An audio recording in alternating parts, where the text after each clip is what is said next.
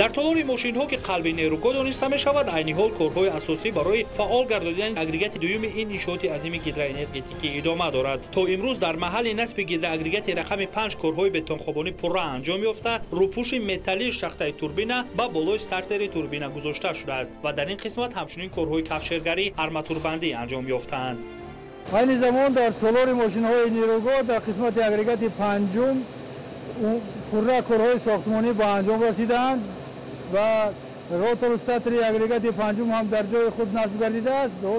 корҳои васлу насби кабелҳои ҷараёнгузар идома доранд.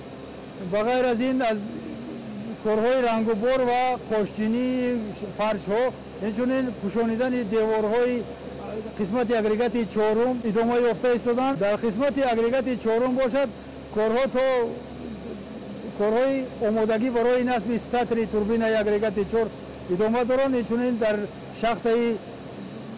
шахтаи зинапояи агрегати 3 низ корҳои сохтмонӣ рафта истодаанд.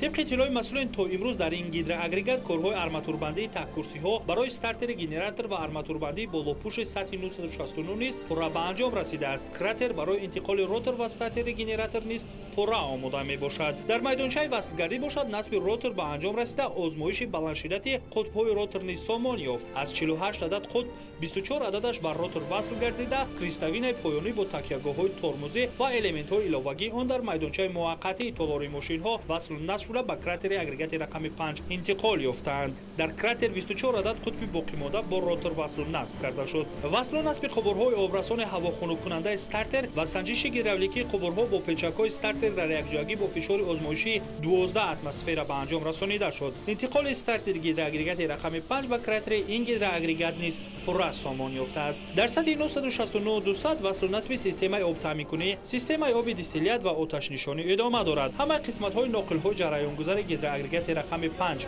14775 کیلووات در سطح 983 از 1200 وارد کرده شده است. کار همچنین در قسمت‌های دیگر گیدروآگرگات‌ها ادامه داشته، طبق نقشه تصدیق کرده ساختمانچیان به وصل، فرمکنی چوه‌ها و سیمنتاسیا مشغولند.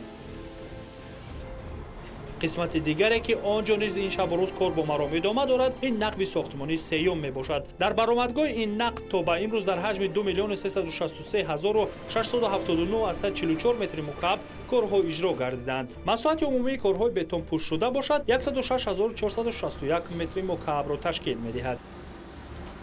ما در نقطه برآمدگاه نقب ساختمانی سیوم قرار داریم، جایی که حوض آرامگردانی آبی که با سرعت می‌آید در این حالت انجام رسی کارهای قرار دارد. صفت کارهایی که به نزدیک انجام رسانیدن آمدن خیلی خوب است. اصلا دیوارهایی که خودی فشار آب پس میکنن به یک صفت بسیار خوب ساخته شده است و این دیوارها در حالت نزدیکی انجام یابی است. گفتن ممکن است که اول پاییزی کمی این کارها مانده است. کارهای مستحکم کنی نشابی‌ها و گذاشتن انکرهای پنیا، ارشگی و سیمنتاسیا مستحکم کننده ادامه داشته. در مجموع 53882 متر طولانی انکرهای پنیا، 59916 متر طولانی انکرهای ارشگی وصل نصب و 65155 متر طولانی سیمنتاسیا مستحکم کننده به اجرا رسانیده شد. در یک ماه در برآمدگاه نقب در حجم 17936 متر مکعب بتون خوابانیده شده است. حجم عمومی بتون خوابانیده شده باشد در این قسمت 163362 متر مکعب را تشکیل می‌دهد.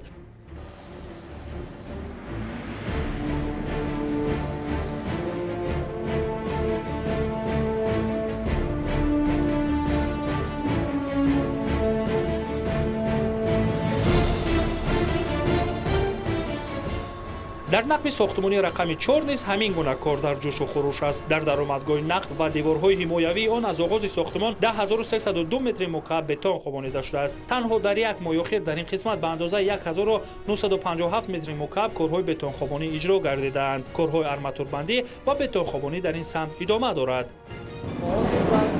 در درآمدگاهی کامرای زتوره حضور داریم که در اینجا کارهای بتونگیری و مستحکم کاری سخت در جریان است.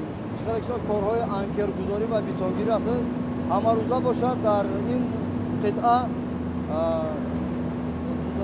جلب ماشین و مکانیزم ها شرایط ها خوب است و ما هم باشم از سه طرف این نقل ساختمان رفته شده است. این هم باشد از قسمتی تیم 5 است که از بالای دروازه ها کارها رفته شده است.